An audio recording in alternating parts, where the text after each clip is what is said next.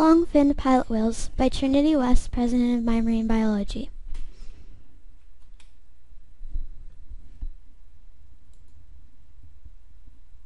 Introduction.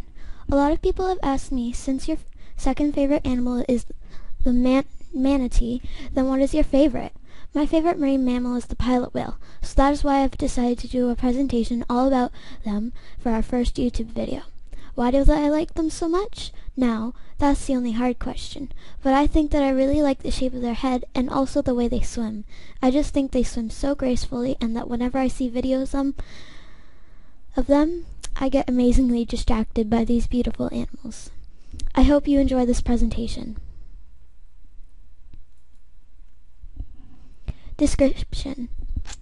A lot of people think that pilot whales are a very peculiar looking animal.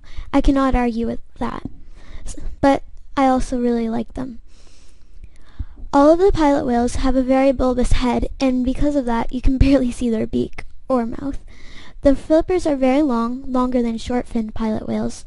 They are slender and also sickle-shaped. The dorsal fin is wide and set well forward on the body. Sometimes you might be able to see a gray patch of skin behind the dorsal fin. It is usually hard to see because of the dorsal fin hides it, but yeah. Did you know that long-finned pilot whales have a narrower skull than short-finned pilot whales? It's true.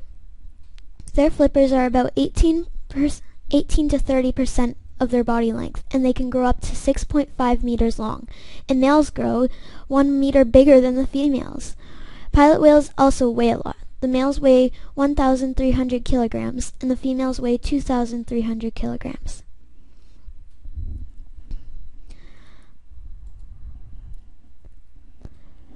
Population size. Well, there is very little information that has been reported about the stocks of the species, but the most recent estimation was about 200,000 long-finned pilot whales. I know, I expected it to be bigger too, but this is because of a lot of people hunt these whales specifically just for their meat. Habitat. As you can see in the photo, it shows that most pilot whales stay south of most countries. Here. Such as south of Australia, south of Africa, and south of South America as well. Also, you can see that there is a big strip across the north of Antarctica, right here. This means that there will be some whales of that type close to some very, very cold weather. This is very common for whales, just because they have they all have a different, very thick coat of blubber just before their skin to keep them warm. This photo shows that there are also a lot of them near the west side of Canada and the east of Europe, a bit of Africa and the Egypt area as well. So basically in the North Atlantic Ocean. But at the same time, they are in the Pacific Ocean as well because of them being all across of North Antarctica.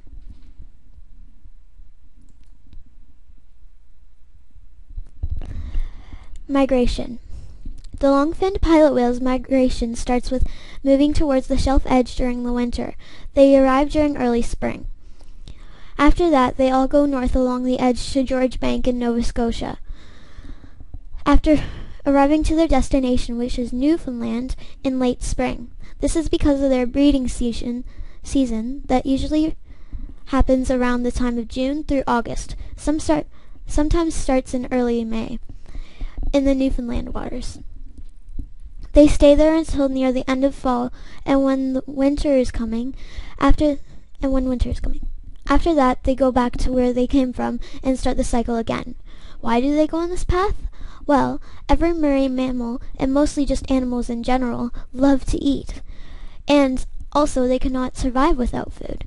So, the pilot whales are smart about eating and follow their preferred food's migration pattern. By doing that, this means that along their migration they can easily find food to hunt for. Smart, huh?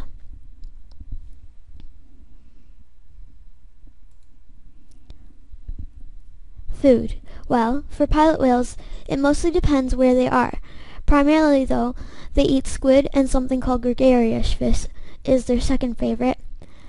But when they are migrating through the North Atlantic Ocean, they eat cod, squid, Greenland turbot, and only when squid isn't available.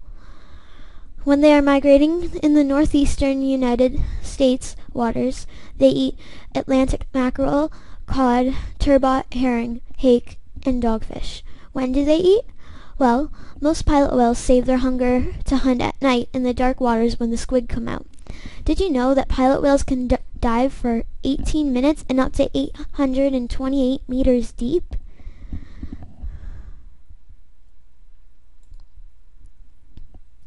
Threats. There are many threats to long-finned pilot whales each year. The people that hunt long-finned pilot whales purposely are responsible for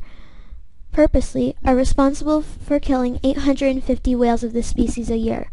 There are also accidental catches where fishermen are fishing for mackerel and squid. The long-finned pilot whales get attracted to their prey and get caught in the fishing net. These accidental deaths cause 150 long-finned pilot whales dying per year. Also, a lot of motors on ships and boats can even give whales a lot of injuries, but sometimes even kill. This is responsible for 10 to 30 whales dying a year. In total, about 1,000 whales die a year because of these threats, but I still believe in that it will stop one day.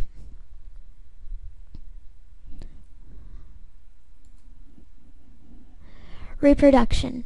Mating starts usually from May until August, sometimes even until October, but calving and breeding can happen any time of the year. Mostly, though, it happens during the summer. This is because mating has not been seen in the winter. Males and most females have multiple mates, but females mate with whales from outside their pod. The males usually leave after the time of weaning, and the young one stays with its mother.